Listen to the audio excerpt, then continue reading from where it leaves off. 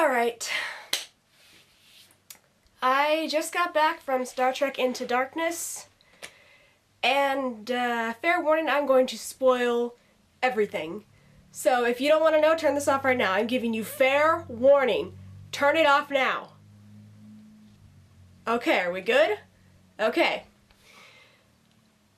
Oh my god, I don't even know what to think right now. It wasn't horrible, but I didn't love it the way I wanted to love it. The way I've been wanting for the last 3 years to love it. Alright, let's just start out with the negatives because I need to get them off my chest. First of all, Khan. Why did it have to be Khan? They deviated so much from that story. Okay, granted, I haven't watched Space Seed or Wrath of Khan in a while, so yeah, I'm not a complete expert on that story, but they deviated a lot from it, and I just don't see why it was necessary that it had to be Khan.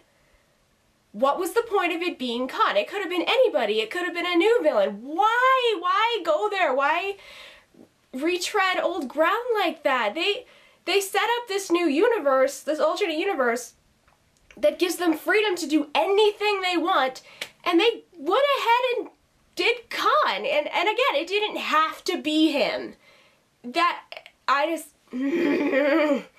Why?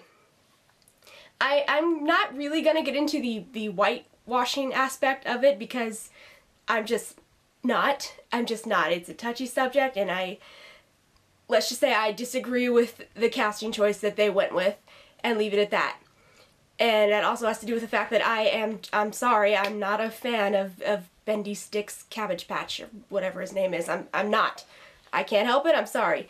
He did a good job in this. He was at least more memorable than Eric Bana was, but I still could have done without him, and they could have cast somebody else. Somebody not white and British.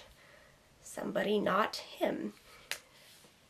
Please don't come to my house and slaughter me for that, all you cumber bitches out there, please. So, that's my one big gripe. My second big gripe, I know I just said they deviated a lot from Wrath of Khan, but then, at the same time, they didn't. They went with the, I'll sacrifice myself to save the ship, only they switched it from Spock to Kirk. Like, that makes them clever. That was so stupid, because I could not focus on the emotion of the situation because I was too busy thinking, I've seen this. All you did was switchblade, I've seen this. What? Like the hand on the glass, some of the lines were exactly the same. It was just stupid and unnecessary and unearned, really, because they took it back like 5 minutes later. Like, oh, Kirk's dead. Oh my god, it's so sad. Oh, JK, here he is. It's all good. He's fine. It wasn't needed. It wasn't needed. I really wish they hadn't done that. I really wish they hadn't done that. And my final big gripe, the pacing of this movie is terrible. It's terrible. Some things and characters felt like, what's going on with my hair? There we go. Felt so underdeveloped, which is weird because it felt like the movie was never gonna end. It was just all over the place in terms of pacing. It was really bad. I can't really explain it better than that. Just bad pacing. Okay, one final smaller gripe. Poor Pike. My god, all he's done in this reboot series is just take abuse and abuse and abuse, and now he's dead. And he was in the movie for what, 15 minutes and then dead. I remember how surprised I was after the last one that he survived.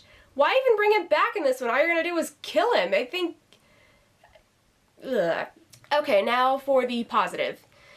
Or the positives, because there's more than one thing I liked about this movie, but it basically boils down to the cast. That was, for me, the strongest thing that the last one had going for it, is the people that they cast as the core 7 members of the crew are just really, really good actors. And they've got fantastic chemistry together, and I like all of them. I believe all of them as their characters, and they're just great. I love them.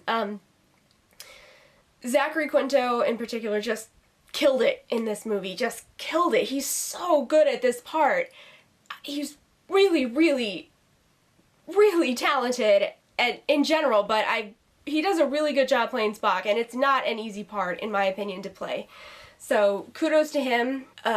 The scene where Kirk dies, he does do a really good job pulling that off, even though, again, I wish I hadn't done it, but he did a really good job. And Chris Pine as well killed it in that scene, killed it in the whole movie. Really good when Pike died. Just really fantastic work, in my opinion. And the two of them worked really well together. I wasn't really in love with their dynamic in the last movie. Of course, they're supposed to be antagonistic toward each other in the last one, and that they're becoming more friends in this one, so it makes sense, but I like their dynamic a lot better. I liked Kirk's kind of exasperation with him, but affection for him, it worked a lot better. Although, even though I just said, I'm contradicting myself, even though I just said Quinto did a good job in Kirk's death scene, overreacting a little bit. How long have they known each other? But 3 years, if this movie does in fact take place 3 years later. His whole planet's destroyed, his mother killed, and he didn't flip out that much. I don't know, that just seemed a little overboard, like, I don't know. Maybe if they'd known each other longer, I could, whatever. Simon Pegg, I have to say, I think he might have slipped in there and stole the movie out from under everyone else. It makes up for the fact that he was only in like the last half hour of the last one. Scotty was fantastic in this. He was just great. He was saving the day left and right. He had great one-liners. He was smart. I love that Keenser was back. I love that little guy. I love the scene where they're in the bar together and Scotty's drunk and just complaining about Kirk to him and Keenser's just staring at him. Love it. He was excellent.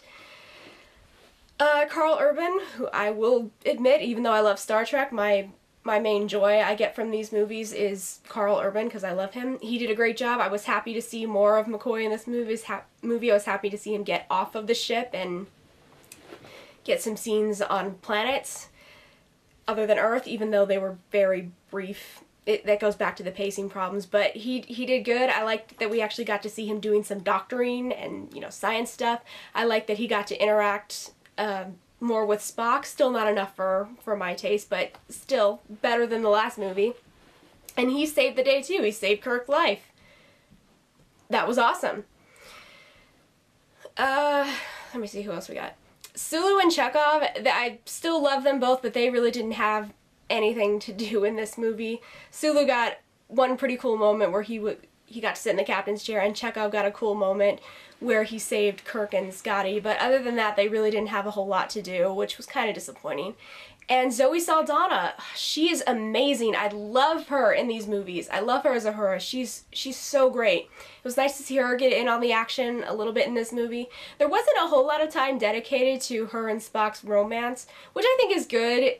I do like them together, but I like that it was just a normal part of the crew. It was just a normal relationship. It wasn't treated as the main relationship, I guess is what I'm trying to say.